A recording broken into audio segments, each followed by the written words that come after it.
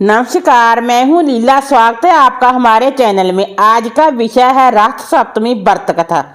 रथ सप्तमी का व्रत 4 फरवरी 2025 को है।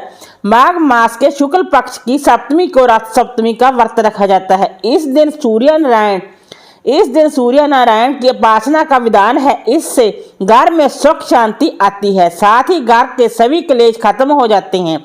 रथ सप्तमी को अचला सप्तमी, रथ सप्तमी, आरोग्य सप्तमी और सूर्य सप्तमी के नाम से भी जाना जाता है। मान्यताओं के अनुसार इस दिन सूर्य उदय से पहले पवित्र नदियों में स्नान करने से सारे कष्टों से छुटकारा मिल जाता है। हिंदू धर्म में हर व्रत और त्योहार के पीछे कोई ना कोई पौराणिक आधार होता है। उसी तरह से रथ सप्तमी के व्रत के पीछे भी कई पौराणिक कथाएं हैं। तो चलिए जानते हैं अचला सप्तमी की कथाओं के बारे में। रथ सप्तमी की पहली कथा। भविष्य पुराण की कथा के अनुसार एक गणका इंदुमती ने अपने जीवन में कभी कोई दान पुण्य नहीं किया था।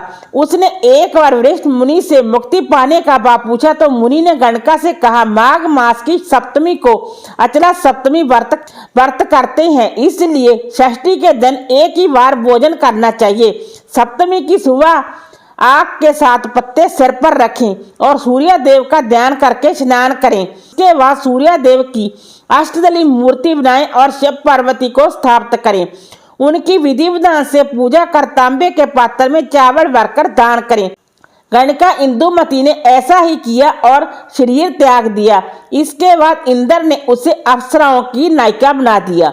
रथ सप्तमी की दूसरी कथा। एक बार की बात है, भगवान श्री कृष्ण के पुत्र सांब को अपने बल और शारीरिक सौंदर्य पर बहुत अभिमान था। एक दिन दुर्वासा ऋषि कृष्ण से मिलने उनके महल पहुंचे। ऋषि दुर्वासा कड़ी तपस्या में लीन होने के कारण उस समय अत्यंत दुबले हो गए थे। उन्हें देखकर कृष्ण पुत्र सांब की हंसी छूट गई।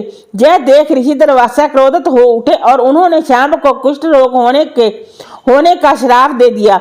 उनके श्राप का प्रभाव तुरंत ही हो गया। कई उपचार के बाद भी जब सांब को आराम नहीं लगा तो भगवान कृष्ण ने उन्हें सूर्योपासना की सलाह दी, जिससे शीघ्र ही सांब को कुष्ठ रोग से मुक्ति मिल गई। रथ सप्तमी की तीसरी कथा।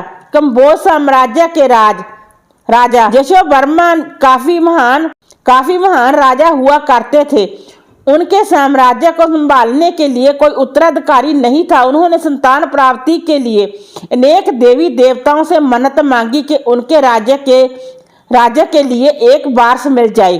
फलस्वरूप भगवान की कृपा से उनके घर में पुत्र का जन्म हुआ, लेकिन उनकी खुशी ज्यादा दिन नहीं चली क्योंकि उनका पुत्र मानसिक रूप से बीमार था। उस समय उनके राज्य में एक साधु आए। राजा यशोवर्मा ने उनकी खूब खातिरदारी की, जिससे प्रसन्न होकर साधु ने उनसे वर मांगने के लिए कहा। राजा ने अपने पुत्र की मानसिक बीमारी की बात बताई।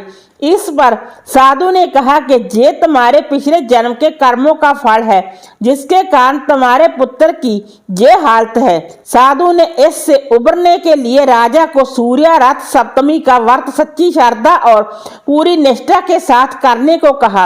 राजा ने वैसा ही किया। परिणाम स्वरूप राजा का पुत्र धीरे धीरे मानसिक लाभ प्राप्त करने लगा और पूरी तरह ठीक हो गया।